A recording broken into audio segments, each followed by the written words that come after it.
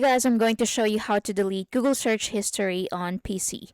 So if you want to remove your Google search history from your account, so you can do it from any web browser on your PC. So here's how. So open a browser, then sign into your account.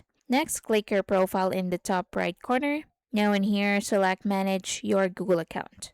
Now on the left sidebar, go to data and privacy. Once you're here, go to My Activity under Personalization and Activity. So click My Activity. Now in here, you can scroll down. So here you can search your activity. You can filter by date and product. Then you can click Delete button right here and choose from the options. Down here, you can also delete activity one by one by clicking this X button right here. Next, if you scroll up a bit, you can also click Web and App Activity.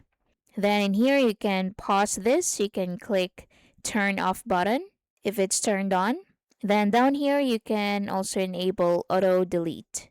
So if it is turned on, it will say, or you can enable this. So you can choose to automatically delete activity older than 3 months, 18 months, or 36 months. Then click Confirm to confirm the action.